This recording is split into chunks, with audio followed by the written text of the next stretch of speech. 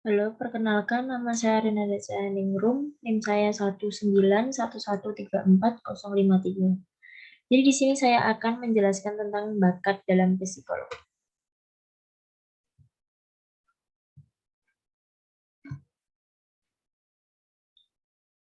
Pengertian bakat.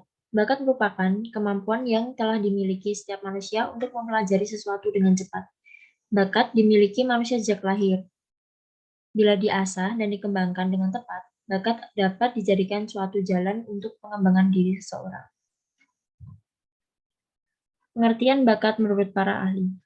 Yang pertama, menurut Howard Gardner, bakat adalah memunculkan teori di mana manusia memiliki tipe bakat yang berbeda-beda. Yang kedua, menurut Sarwono, bakat ialah kondisi di dalam seseorang yang memungkinkannya dengan suatu latihan khusus mencapai kecakapan, pengetahuan, dan keterampilan khusus. Yang ketiga, KBBI. Bakat merupakan dasar kepandaian, sifat, dan pembawaan yang dibawa sejak lahir.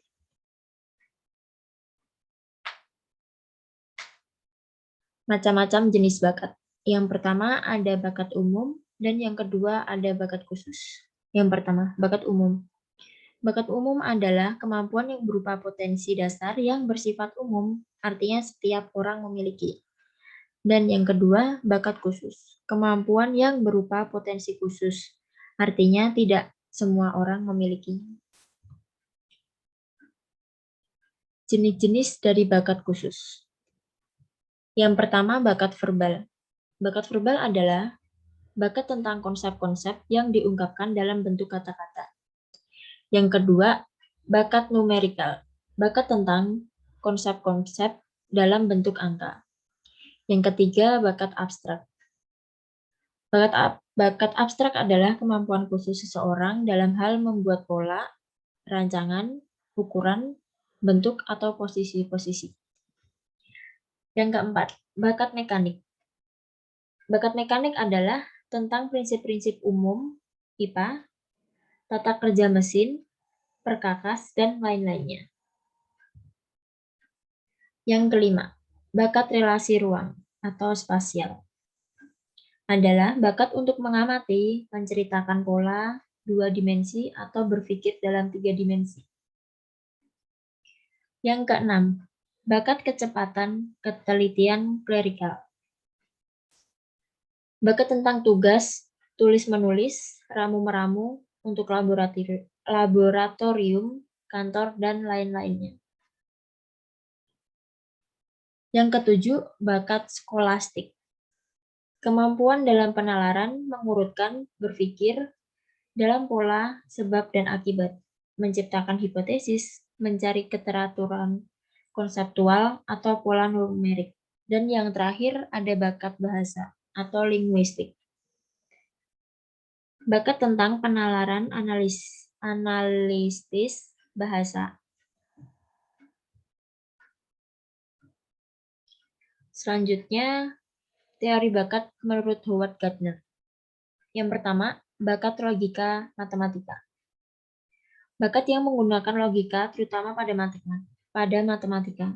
Bakat musik atau musikal. Bakat yang dapat menciptakan musik. Yang ketiga, bakat kinestetik. Bakat yang mengendalikan gerak tubuhnya. Yang keempat, ada bakat ruang, bidang, atau spasial. Bakat yang berkaitan dengan persepsi visual. Selanjutnya, yang kelima, ada bakat interpersonal. Bakat yang berhubungan dan memahami orang. Yang keenam, ada bakat intrapersonal. Adalah bakat yang memahami diri sendiri. Yang ketujuh, ada bakat naturalistik. Adalah bakat yang dapat memahami unsur dalam lingkungan alam. Yang terakhir, ada bakat eksistensial.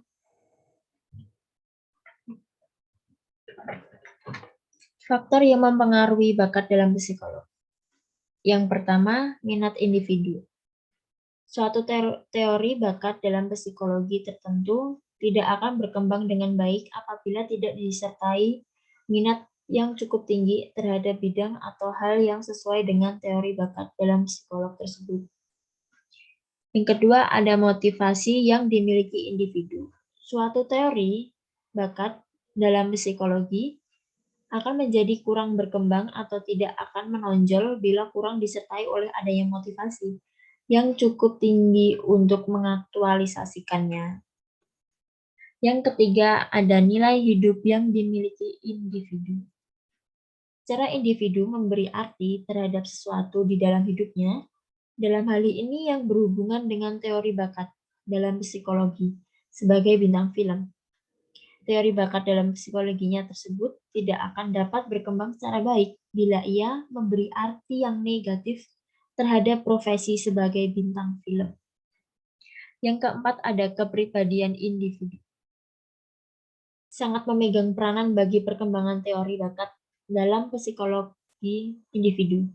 Misal, konsep diri, rasa percaya diri, keuletan atau keteguhan dalam berusaha.